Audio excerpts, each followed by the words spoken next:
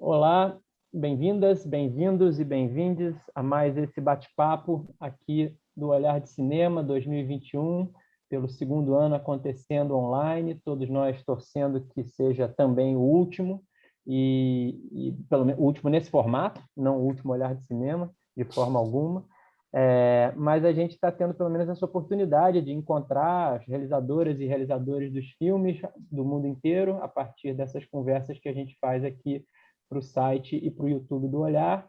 Então, vocês podem conhecer e assistir esses bate-papos de quase todos os filmes que estão em exibição no festival, que é sempre uma forma de ter umas informações a mais e conhecer quem está por trás desses filmes que a gente exibe. Hoje a gente vai fazer aqui a conversa do filme Virar Mar, que é um dos 6 longas competindo na mostra Novos Olhares. A gente tem 2 filmes brasileiros entre os 6 desse ano, sendo que o Virar Mar é um deles, e é um filme, na verdade, uma coprodução Brasil-Alemanha. A gente vai falar um pouco disso aqui nessa conversa, que a gente vai ter o prazer de ter os 2 diretores do filme, na verdade, o Danilo Carvalho e o Philipp Hartmann. O Danilo brasileiro, que está nesse momento falando com a gente direto de Fortaleza, Ceará, onde ele mora, e o Philipp, que é alemão e que está falando com a gente direto de Hamburgo, na Alemanha, onde ele mora, e por sorte de todos nós, e falaremos disso um pouco, o Philipp fala perfeitamente o português, então a conversa vai ser toda aqui em português com os dois, mas eu acho que é interessante vocês já saberem que o filme já começa com essa dualidade que está reproduzida de alguma maneira na tela, né, ao longo do Virar Mar, que é essa dualidade entre a Alemanha e o Brasil, e especificamente o Nordeste, especificamente o Sertão, inclusive. Então, é muito interessante a gente saber que esse é um filme realizado justamente por 2 diretores, e aí eu vou me permitir começar a conversa perguntando uma coisa para o Felipe, porque eu acho que dentro desse específico que eu estou falando da relação dos 2 diretores, é interessante, Felipe, que você, sendo, digamos, a parte alemã do processo, mas, na verdade, você passou já um período bem grande da tua vida no Brasil, em vários momentos diferentes, com várias finalidades diferentes, e isso me faz crer que, a partir dessas experiências, é que surge um pouco alguma ideia original, talvez não a do filme, mas isso vocês vão dizer para a gente, mas certamente essa ideia de juntar Brasil e Alemanha num projeto e de fazer essa conexão que a gente já viu em alguns outros filmes, talvez ao longo da história, especialmente coproduções, como, por exemplo, o Praia do Futuro, do Karim Ainuz, né, há pouco mais de 6, 7 anos, que, inclusive, né, por acaso, digamos assim, a conexão também é com o Ceará, também é, no caso do filme do Karim, com Fortaleza, mas, em suma, tem vários outros filmes, mas eu acho que é muito curiosa a maneira como o Virar Mar faz essa conexão, e a gente vai poder falar disso um pouco mais, mas eu queria começar te perguntando disso, Felipe, o quanto que de que maneira que essa tua experiência com o Brasil ao longo dos anos na tua trajetória, e é importante dizer, talvez você mencione isso, mas não só na sua trajetória como cineasta, né? Inclusive não é o motivo original pelo qual você vem ao Brasil, não era como um cineasta ainda, então se você pudesse falar um pouco disso, de que maneira tudo isso talvez tenha ajudado a chegar um dia no que veio a ser o Virar Mar, acho que é um bom começo do papo. Sim, até porque tem muito a ver, porque a primeira vez que fui para o Brasil foi em 1998, morei um ano em Fortaleza e fiz minha tese de mestrado em outro curso de Economia Ambiental e Ciências da América Latina, no Sertão, pesquisando a reforma agrária no Sertão cearense.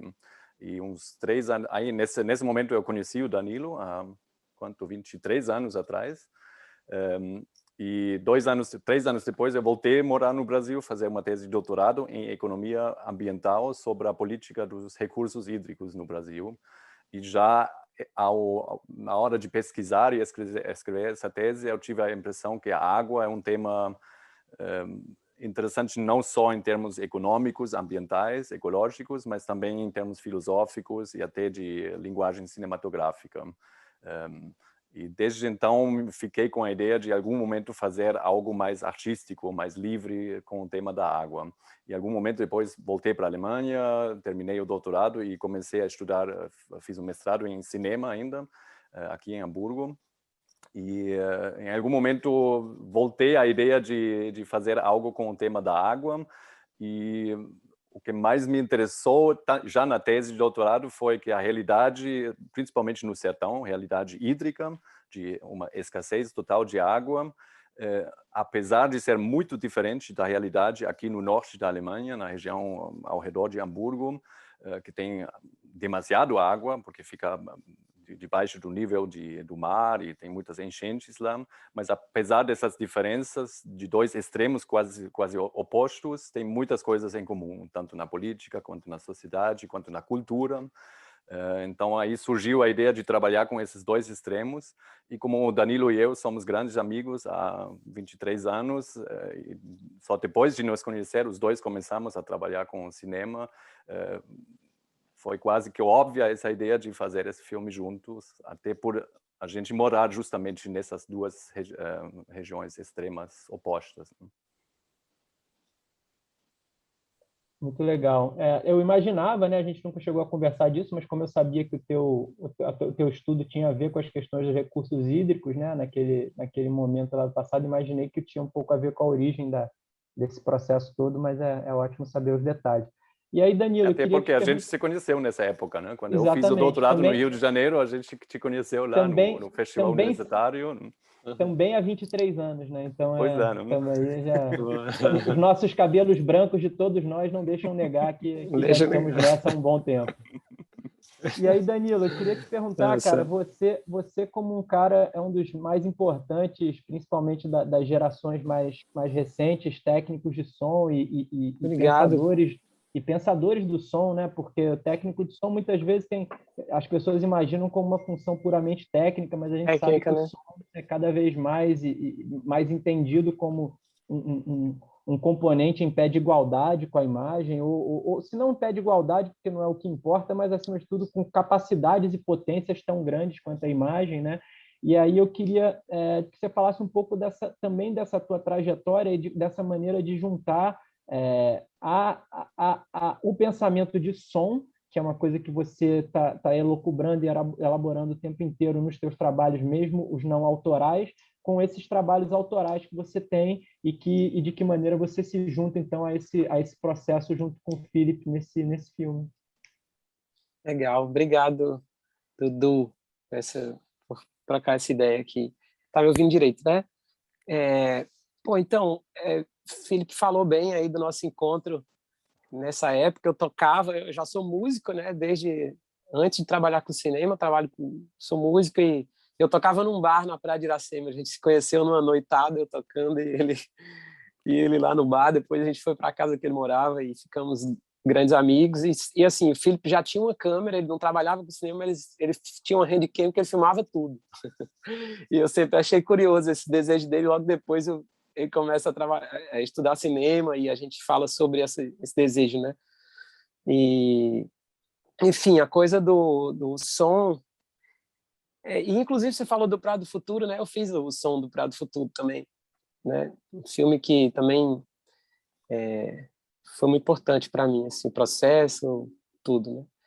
E é isso, eu tento cada vez, mesmo nos filmes que eu dirijo, que eu estou junto, eu tento também trazer um pensamento de som junto como um sound designer, sabe? Não como um técnico, que eu nunca fiz nenhum curso técnico disso, nem me considero, eu vivo aprendendo toda hora, apanhando também no set.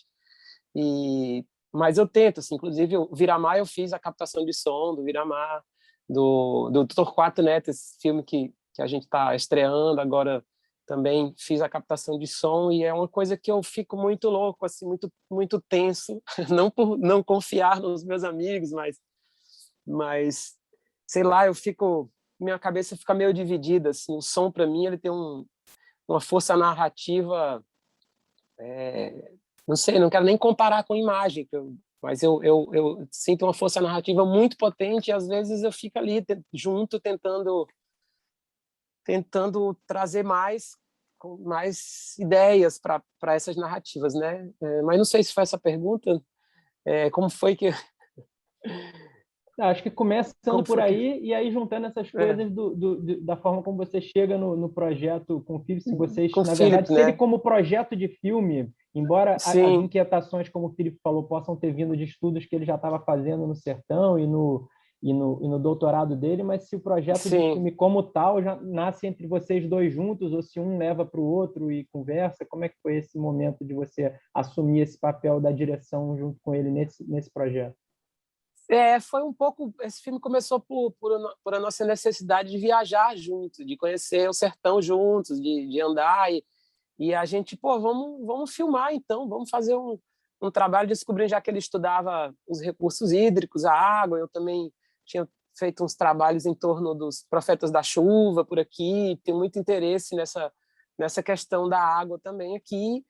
E foi assim, quase que foi natural. A gente saiu num Jeep que eu tinha. A primeira vez que a gente saiu para filmar foi em 2013. E a gente saiu cheio de câmera, de gravador, microfone, e saiu assim, sem destino. Assim. A gente saiu por Quixadá. A gente vai, em primeiro lugar, vamos para Quixadá, que era um lugar que eu vou muito, ia muito, é um sertão, uma cidade sertão incrível, que eu amo, assim, parece a lua, cheia de monólitos incríveis, e tem um voo livre que eu pratiquei muito tempo.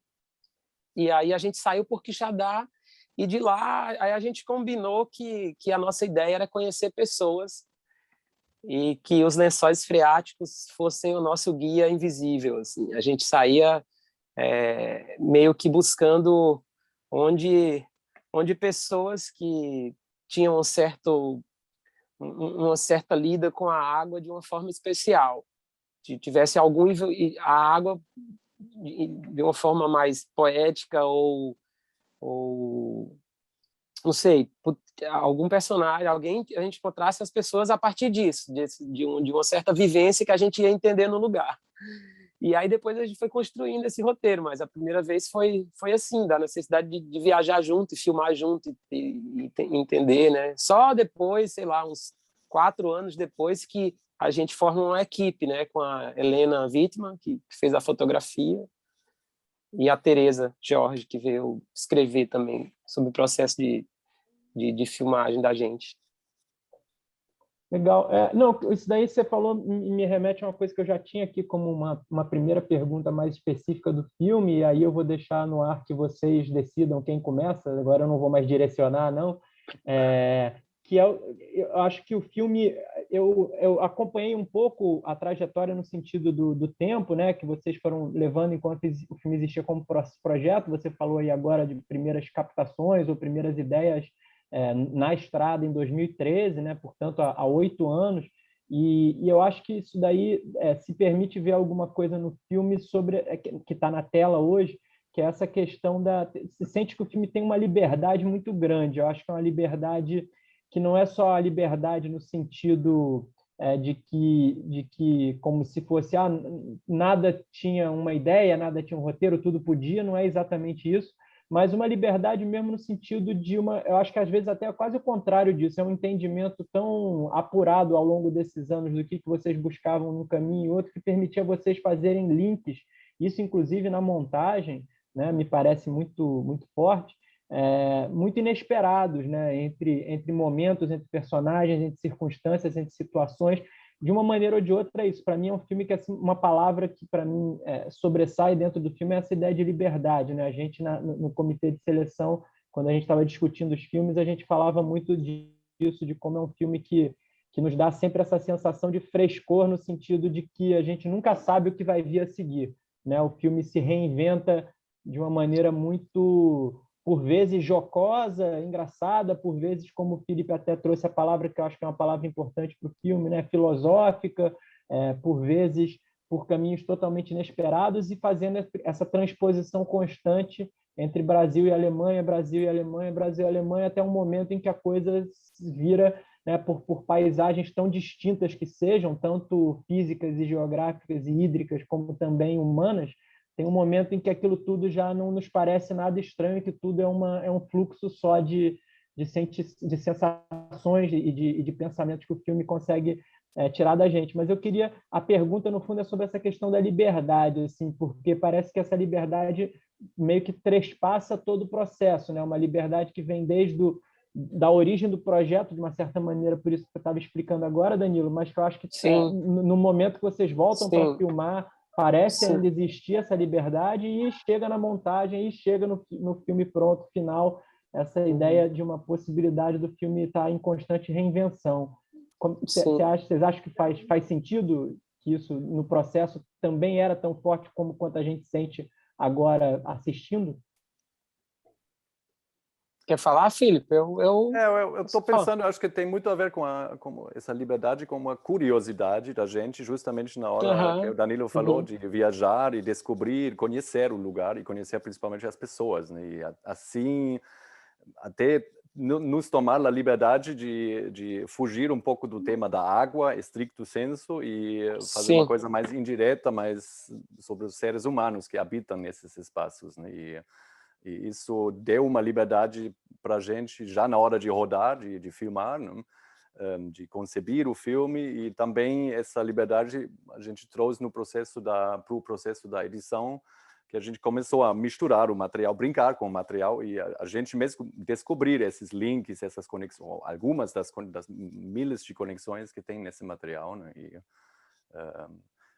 eu acho que essa liberdade rende muito mais no filme, nesse filme específico, que pode até, sei lá, pode ter pessoas que sentem falta de um corrimão, de uma história linear, narrativa, uma narração clássica, né? Mas essa liberdade acho que te dá, como espectadora ou como espectador, a chance de descobrir o mundo inteiro lá, né? É isso. Falou, Felipe. É isso mesmo. Uma das conexões, eu fiquei pensando em aquilo que vocês falaram antes, de um diretor que faz o som também. Eu acho que o som é uma conexão muito importante em todas as cenas do filme, em todas as partes do filme, né? Que o som, de certa forma, ao igual que o tema da água e outros temas e outros conceitos, juntam essas partes, né? E, inclusive, lembrei agora, nisso que vocês estavam falando antes, o luxo de ter um co-diretor que também faz o som, porque eu lembro vários momentos que você, Danilo, estava lá perto com teu boom, muito perto das pessoas, e isso ajudou muitas vezes para fazer uma direção especial, até para passar uma confiança e segurança para as pessoas, né? Sim, e falando nisso também, eu estava falando de liberdade, eu acho que isso também, essa coisa de eu sair um pouco desse lugar de dirigir e confiar também. Então, assim, meio que todo mundo dirigia um pouco tudo. A Helena decidiu muita coisa, enquanto eu estava lá na cena buscando o melhor jeito de trazer aquele desenho de som do lugar. Então, isso também foi muito fala de liberdade também dentro do processo, né? E também a liberdade que a gente deixou para as pessoas, né? Para os protagonistas e para as protagonistas, de serem eles mesmos e elas mesmas, né? E de não opor um roteiro ou algo assim a eles, senão de desenvolver as próprias cenas juntos com eles. A maioria das cenas são a partir de ideias que a gente construiu junto, mas as ações a gente meio que se adaptava a uma ação muito natural deles, assim. Então a gente meio que reposicionava as coisas em função de um movimento natural deles para parecer dirigido, mas que eram espontâneos, assim, né? Sei lá, essa mistura. E vocês falaram do encontro de vocês em Fortaleza e depois na viagem no sertão, e essa vontade de tudo isso, mas a gente acabou não falando nesse processo da decisão de incluir essa ponte com a Alemanha, que obviamente já estava no filme naturalmente pela presença do Philip como realizador, mas dela virar também objeto. Se tem a descoberta daquele texto que o filme faz alusão e se conecta, e depois da questão da adaptação dele no Brasil e tal, mas se foi a partir desse texto, por exemplo, que surge essa ideia, ou se vem uma ideia por outros caminhos aonde surge essa certeza de que não é, por exemplo, como o que vocês descreveram até agora sobre o processo que vocês poderiam fazer, creio que poderia ser um filme de vocês dois feitos sobre uma série de coisas no sertão. Mas e essa conexão com a Alemanha como objeto também, como paisagem e realidade humana de igual para igual, digamos assim, em tempo de tela com o Brasil? Como é que surge isso? Eu acho que a primeira ideia foi justamente isso que eu falei antes, que é uma região hidricamente completamente oposta ao sertão, mas tem muitas coisas em comum. E entre essas coisas em comum é esse texto literário que a gente usa nas duas partes, né? Que é uma novela clássica alemã do século XIX, que todo mundo tem que ler no colégio, e que é muito interessante porque não fala das enchentes e do excesso de água, mas na verdade fala sobre o que aquilo causa para as pessoas que moram nessa região, né? E que é o nosso fio condutor no filme, sempre são as pessoas e as paisagens, né? Mas o filme todo tem muito a ver com isso, né? E aí uma curiosidade que surgiu no processo de fazer o filme, que é até bom falar isso agora, que o Olhar, apesar de ser online, tem sede em Curitiba, porque tem um tradutor que mora em Curitiba, o Maurício Cardoso, que fez uma tradução dessa novela alemã para o português e fez outra tradução mudando um pouquinho somente os lugares, e em vez de essa novela ter lugar no norte da Alemanha, tem lugar no sertão, na versão dele, que chama a assombrosa história do homem do cavalo branco, e a outra versão o centauro branco. E é muito interessante porque a mesma novela e a mesma ação, só mudou os lugares e os nomes, e em vez de enchente é seca, e a ação é exatamente a mesma. Então isso para a gente foi o ovo de Colombo achar isso, né? E a gente decidiu, bom, então temos que incluir isso. E por casualidade ainda a gente conheceu esse grupo de teatro na Alemanha aqui, que é os moradores do lugar onde o Theodor Storm escreveu esse livro, fazem uma obra de teatro com essa novela, e o Josafá Ferreira, que a gente conheceu no sertão, em Forquilha, Salgado dos Mendes, ele fez para a gente uma encenação de algumas cenas dessa versão brasileira da novela, né? E isso para a gente, claro, foi uma sorte ter essa conexão ainda, né? A encenação, as duas são fantásticas por vários motivos, mas a encenação no Ceará, especialmente, eu acho que tem alguns dos grandes momentos do filme, né? Até porque acaba colocando em questão várias dessas coisas que vocês falaram, né? Essa criação compartilhada com quem está na frente da tela, que fica muito clara ali, a maneira como aquilo sobressai, também essa ideia da liberdade, mas também essa ideia do deslocamento das coisas e do humano, né? Então acho que realmente são momentos muito fortes do filme. Felipe, uma coisa que eu queria te perguntar, o Olhar já exibiu 2 filmes teus e teve dois longas especificamente, né? O Tempo Passa Como o Leão que Ruge, que inclusive ganhou um prêmio no festival, e o 66 Quino.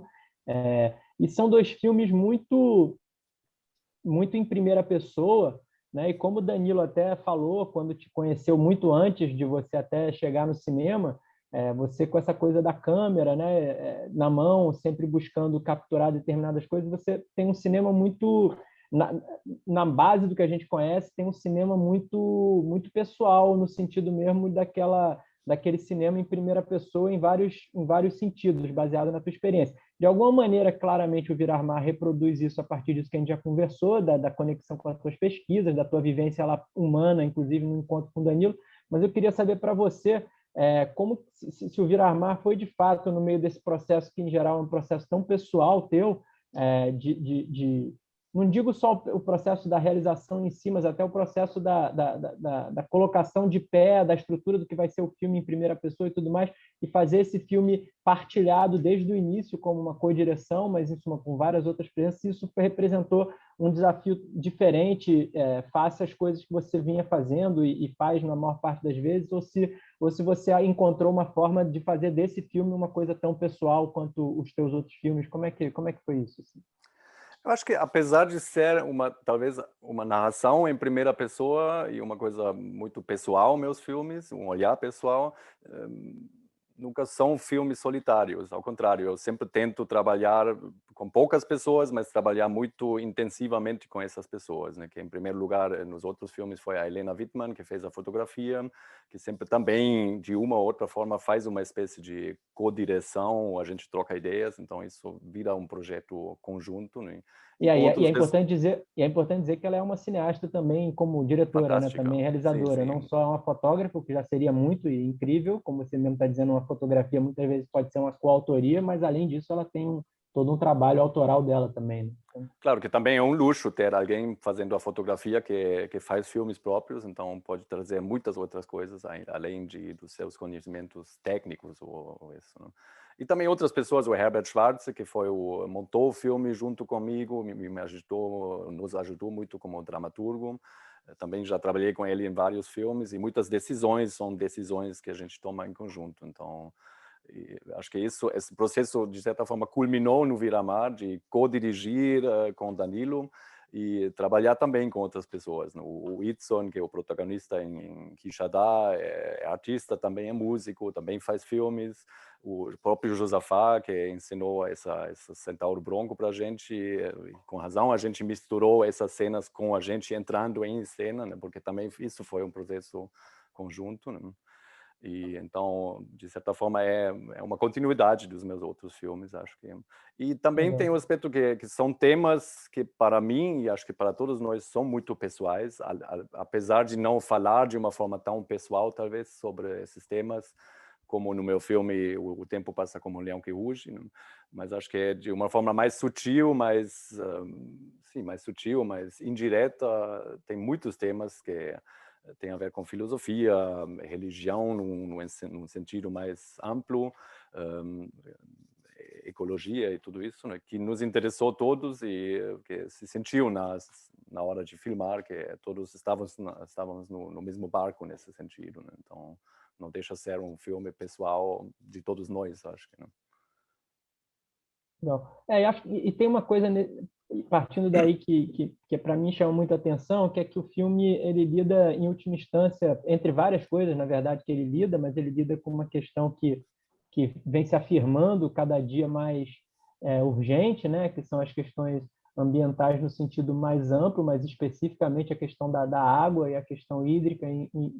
Né? A gente tem visto cada vez mais esse tema de fato se tornando central, independente do negacionismo de uns e outros, mas ele está inclusive nesse ano, né, há poucas semanas, vimos a forma como ele se tornou um tema dramático na Alemanha, né, embora por outros caminhos, mas a gente viu ali essa questão da água e da enchente na Alemanha voltar com toda a dramaticidade. E isso leva a crer, quando a gente pensa nisso, se eu descrevo isso sobre o filme, a gente tenta imaginar sempre alguns filmes muito sisudos sobre esses temas, porque são temas muito duros e muitas vezes importantes mesmo. E o filme de vocês é um filme que tem um onipresente humor, né? Uma maneira muito jocosa de lidar não só com isso, mas com várias outras coisas, sem com isso desviar o foco da seriedade do tema. Então, eu queria que vocês falassem um pouco dessa ideia da penetração do humor como um componente tão importante do filme de vocês, que eu acho que é marcante. Realmente não é uma coisa que tem uma coisinha aqui, tem outra ali, não, é uma coisa que um pouco atravessa quase que o filme inteiro. E de que maneira isso era importante para vocês, assim? Isso é quase que uma condição para o Philip filmar.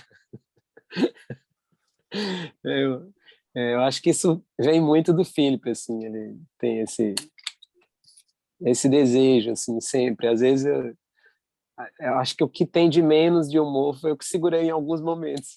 E apesar de gostar muito de muitas coisas, assim, mas acho que essa tendência, às vezes, de levar para um ridículo também é engraçado. E é interessante esse limite, assim.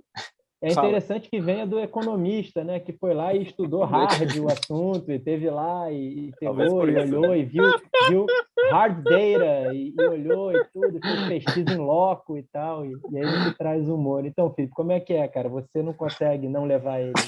Não, eu acho que para mim o humor é uma condição da vida que eu não conseguiria sobreviver sem um certo sentido de humor, porque o mundo tá fudido, então às vezes até um humor negro, talvez, né?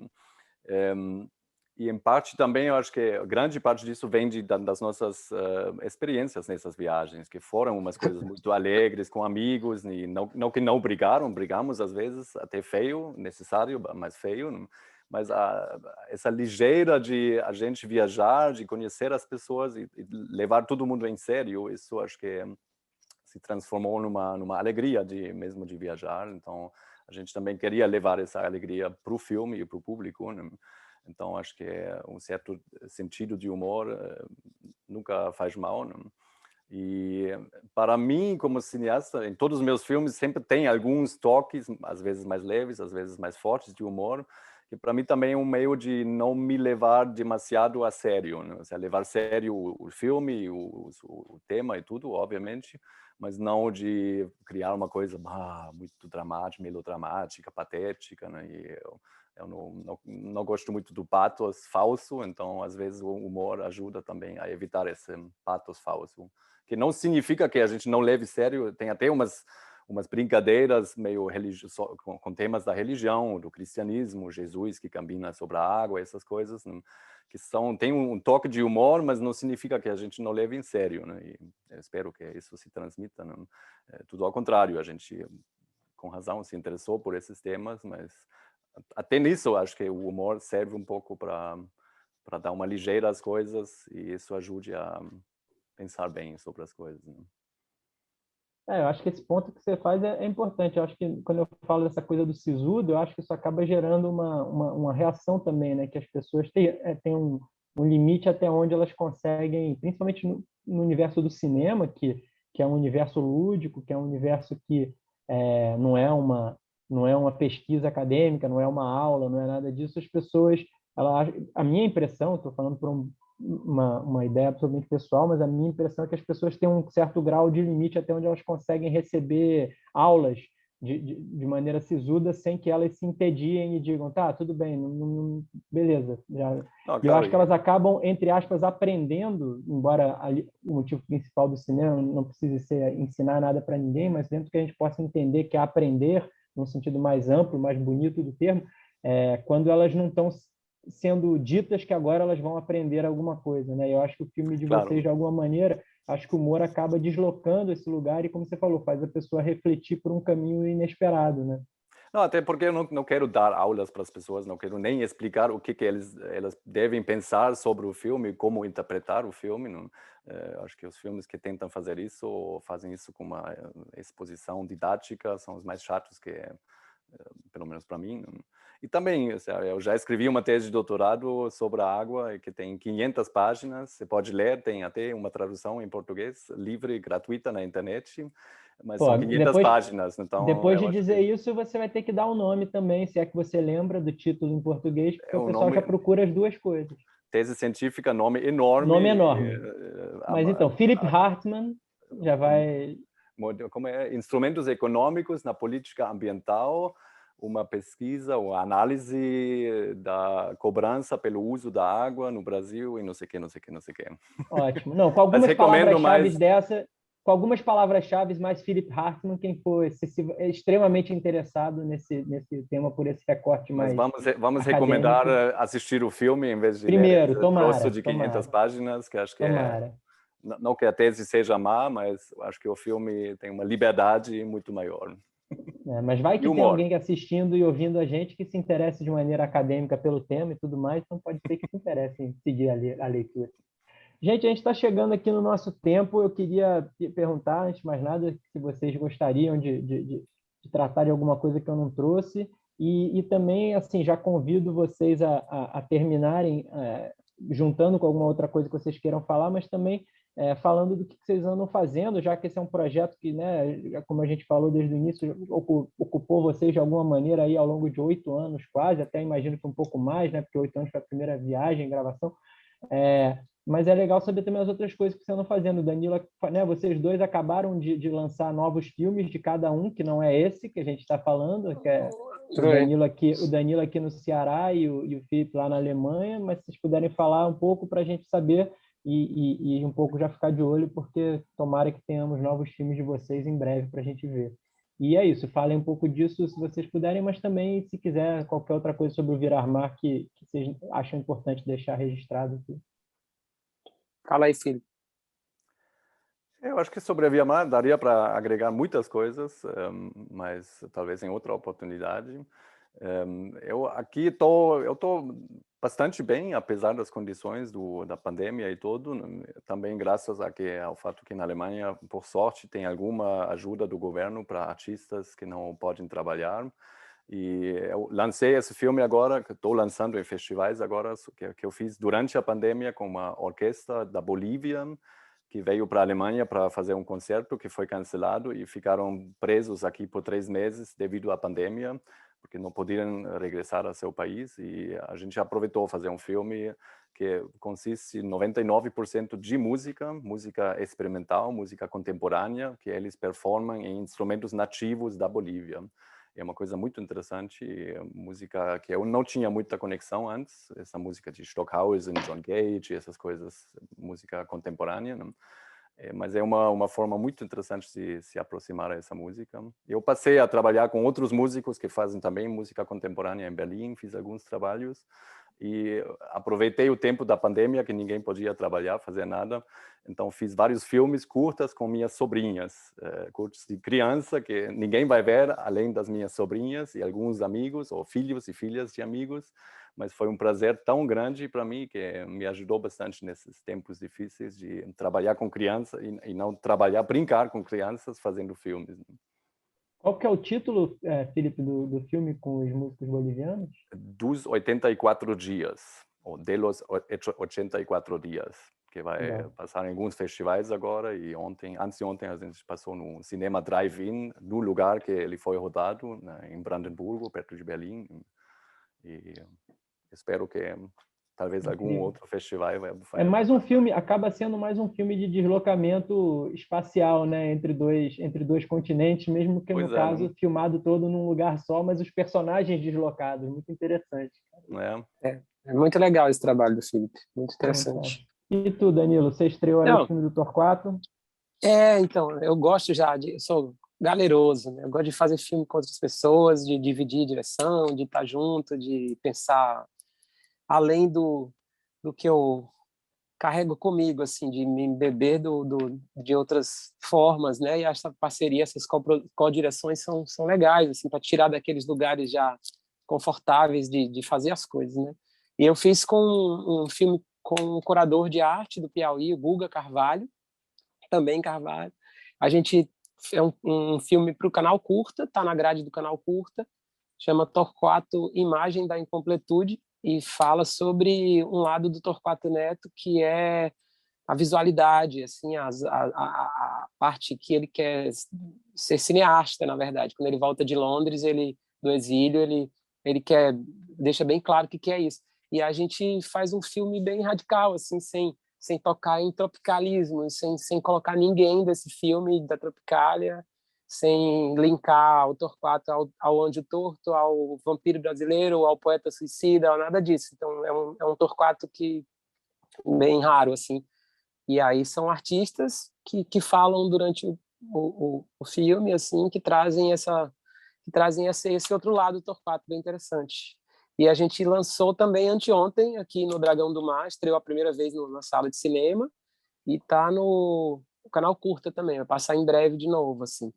Né? E eu morei aqui, a gente se conheceu, eu morava aqui em Fortaleza, e no meio do virar mar eu me mudo para o menor litoral do Brasil, Parnaíba, que fica no Piauí, onde meus pais moram. Agora só minha mãe, meu pai faleceu. E eu tenho um sítio lá, vivo lá agora, e aqui eu venho sempre, porque tenho muitos amigos, tenho muitos projetos com amigos daqui, estou sempre aqui em Fortaleza. E é meu ponto de pegar um avião para algum lugar, né, também. Estou viajando agora para filmar na Amazônia e viajo amanhã, depois da manhã. Caraca, e aí sempre nessa loucura. E Caramba. É isso. Que legal. Mas vai viajar para um trabalho de som? Ou... Um trabalho de som, Estou fazendo um filme com o Alok. Legal. Olha só, caraca. Aquele cara. Sim, claro. Com etnias indígenas, é um projeto muito bonito, que ele está aí todo implicado nesse olhar para os indígenas agora, né? E aí a gente está fazendo um filme. É isso. Pô, obrigado, gente. Foi muito bom vê-los. Agradeço, cara. Uma pena, mais uma entre muitas nesse ano e meio já que temos aí, né? De não estar junto, de não encontrá-los no olhar de fato e poder ver o filme com a plateia junto com vocês, mas a gente se adapta como vemos fazendo esse tempo todo, e nesse sentido é bom vê-los de qualquer maneira. Pô, bom te Espero ver que também. em breve novamente numa mesa de bar e numa sala de cinema. Por Isso, favor. Obrigado cervejinha. demais, gente. Com cervejinha. Obrigado. Obrigado, gente. Eduardo. Bom te ver, viu? Grande abraço. E bom festival para todos nós aí. Obrigado ao festival também. Um grande prazer. Tá aí. Abraços. Viu? Valeu.